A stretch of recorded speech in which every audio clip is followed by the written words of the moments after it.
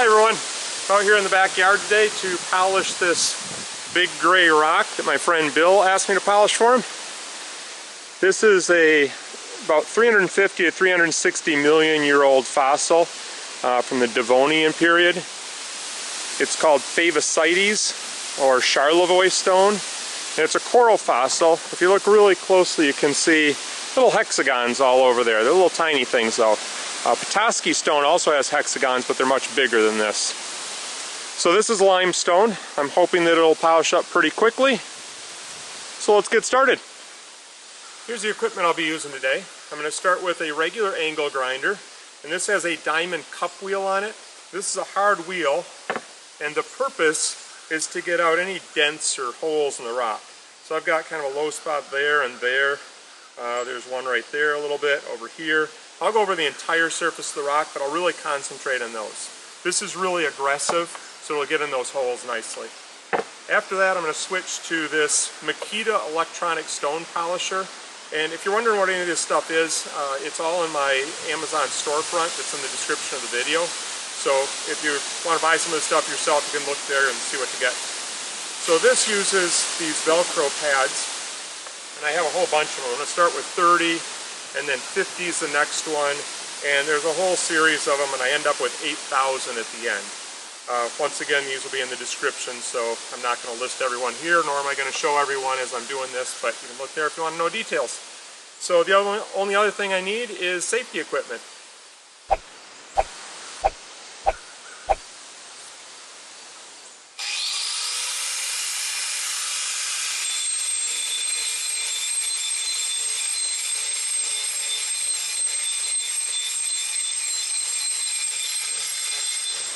Okay, after all that grinding, this looks a lot worse than it did before. So don't expect an improvement right off the bat. It's going to look like that, but I've got all the little dents taken out of it. It's very dusty. There's a couple little spots I might have to go a little bit more on. I just realized there's a little bit of a dent still there. There's a couple of dark spots, I'm not really sure why. There is a little bit of a bad spot there still. So I'm going to hit this a little bit more with that grinder before I go on to the next step.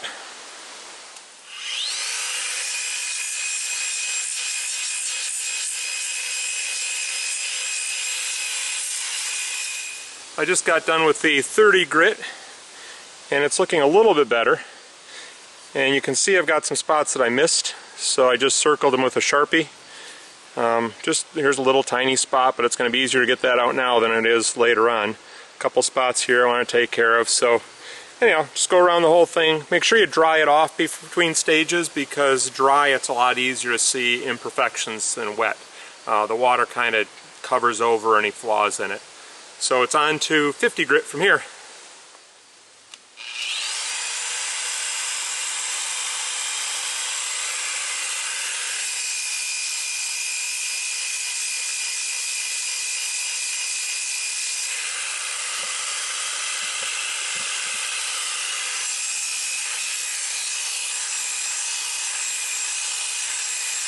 I just got done with the 200 grit.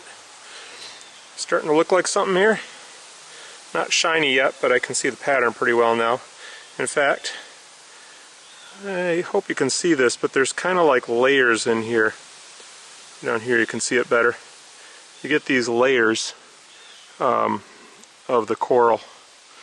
So that was not visible at all before I started, and it's just starting to show up now.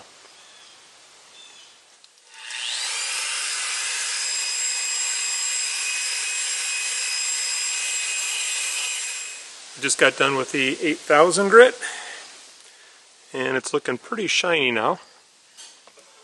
But I'm going to take it inside and do one more step, make it even a little bit better. I have a cloth buffing wheel here on my drill press. This is something I got at Harbor Freight, and I'm using ZAM, which is a buffing compound. This is good for metals like silver. It's also good for soft rocks like Petoskey stones. This works really well as a final polish. Usually I use a Dremel and a little tiny wheel for little tiny rocks, but since I've got a big rock here, this seemed like a more appropriate size.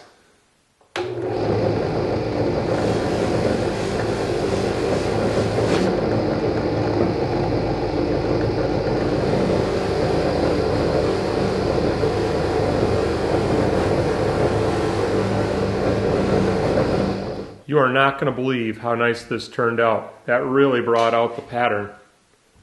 Look at that. Okay, you shouldn't believe it because this is a completely different rock.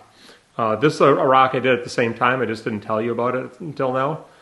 This is a Petoskey Stone that I had polished several years ago, and I found it a long time before that. I've had this rock for a long time. And honestly, I don't remember where I got it, if it was in Lake Huron or Lake Michigan, because when my son and I first started polishing rocks, we made a couple trips over to Lake Michigan, and we might have picked this one up there. But then again, we looked around here a lot for rocks, so it might have been from here. Anyhow, I had polished this up before I had a lot of the equipment that I have now. And I used a drum sander on my electric drill. It wasn't waterproof, so I went through a lot of little drums. But anyhow, after that I did just polished it by hand with sandpaper. Took forever.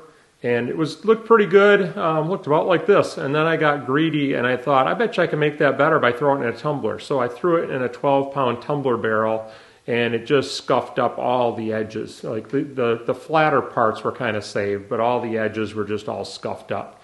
And then it sat there for about a year while I pouted about it.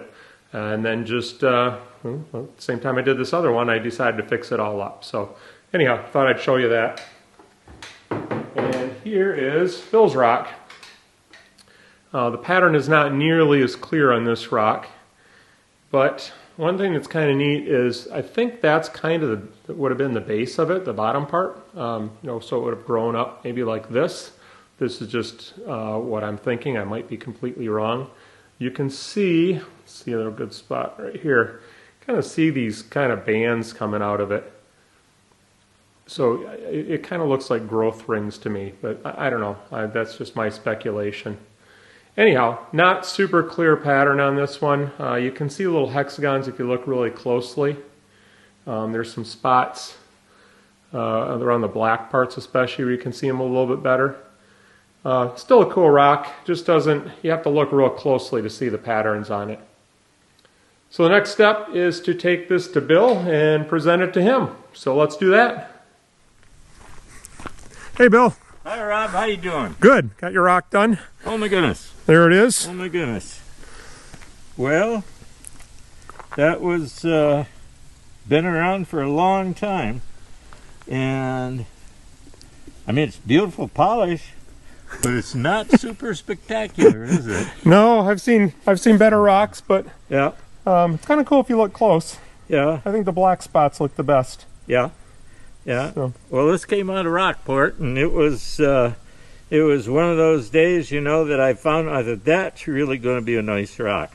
You said that's the biggest one like that you've ever found, right? Biggest one, yeah. And it's, you know, I'll take it in the house and I'll set it someplace. My wife will look at it for a while, and then it'll probably get moved out onto the porch. Okay. Is that the progression? Yeah, kind of. So, anyways, I certainly appreciate you doing this for me. And well, you've done a bunch for me too. So I think we're even for now, maybe. Yeah, yeah. Okay. I'm just glad there's somebody here in Alpena that I can share my fascination with rocks. Me too. So I'm glad you saw my video on your bay out here and contacted me a couple of years ago. Yeah, yeah. It's been that long? I think so. Okay. All right. Well, there's the bottom. Oh my goodness. Yeah, yeah, I was telling you about that part. Yeah, I'm going to put this in the house and let my wife ogle it. Okay, sounds good. Hey. Well, thanks for watching, everybody, and we'll see you next time. Yes, keep watching Rob. He's a good guy. Thanks.